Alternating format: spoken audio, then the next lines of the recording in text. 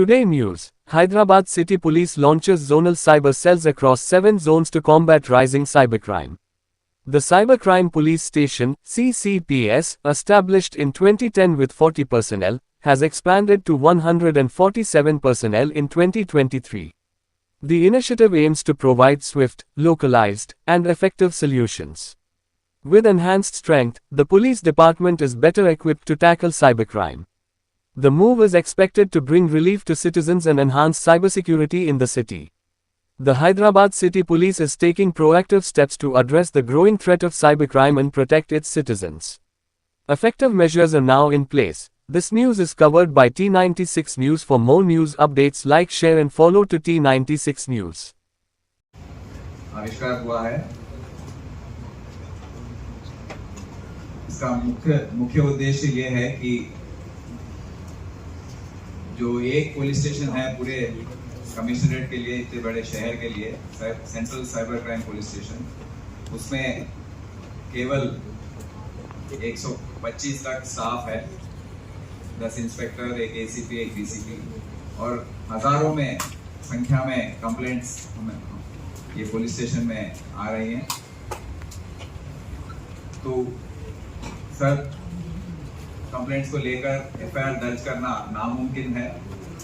Police station में जो जाते हैं कंप्लेनेंट्स, उनके कंप्लेंट्स भी लेने में दिक्कत हो रही है और किसी को साइबर क्राइम इन्वेस्टिगेशन, जो एक स्पेशलाइज्ड इन्वेस्टिगेशन है और उसके लिए स्पेशल टूल्स चाहिए, स्पेशल हार्डवेयर चाहिए, तो ये सब पुलिस स्टेशन में उपलब्ध नहीं है।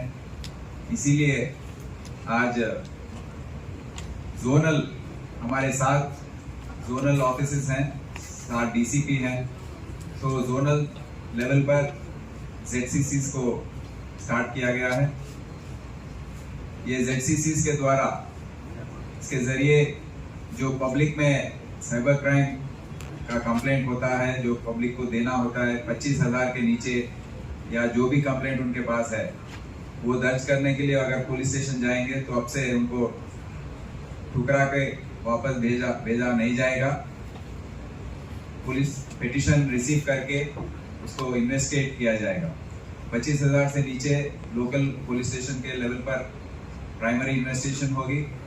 25,000 से लेके 1 लाख तक जो फ्रॉड है उसको जोनल साइबर क्राइम सेल के पास ट्रांसफर कर दिया जाएगा। तो इसमें इन्वेस्टिगेशन के लिए जो भी सॉफ्टवेयर, हार्डवेयर, जो सामग्री की जरूरत है, वो सबको हमने जोनल ऑफिस में प्रोक्योर करके दिया है।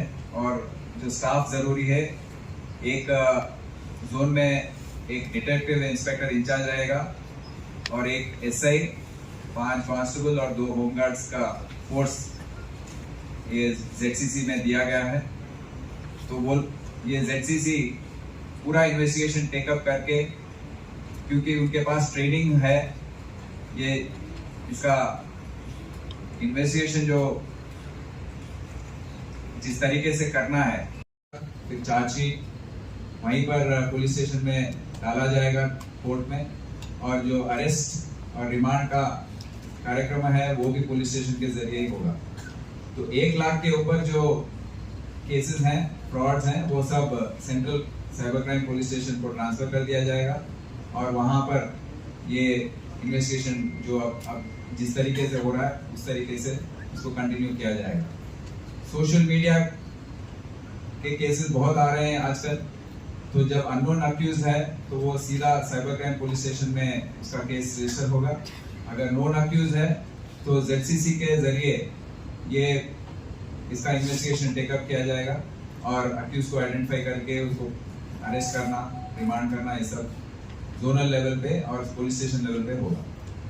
तो ये सब ZCCs को हम क्यों शुरू किए, ये इसका उद्देश्य क्या है, इसका मकसद क्या है, आपको समझना चाहिए कि आजकल साइबर क्राइम की संख्या जो है बहुत बढ़ गई है।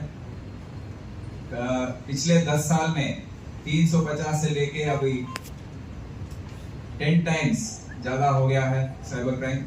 और ये साल अभी तक एनसीआरपी पोर्टल में करीब करीब मई महीना खत्म होने आ रहा है, 15,000 तक पिटिशंस अब तक दर्ज हो चुके हैं। तो इसका मतलब साइबर क्राइम बढ़ता जा रहा है और उसको टैकल करने के लिए हमको और स्टेप्स लेने की ज़रूरत है, और उसमें ही ये भाग है कि हम ZCCs को यहाँ पर आज इनॉग्रेट कर रहे हैं। इससे पब्लिक को बहुत सुविधा होगी। अब उनको नकारा नहीं जाएगा, उनको ठुकराया नहीं जाएगा, उनको पुलिस स्टेशन में अब से पिटीशन देकर उस पर इन्वेस्टिगेशन किया जाएगा और उनको जो भी हम फैसिलिटी दे सकते हैं, रिलीफ दे सकते हैं, अगर अमाउंट ब्लॉक कर सकते हैं और रिकवरी कर सकते हैं, वो भी हम इस ZCCs के द्वारा कर पाएंगे। Thank you.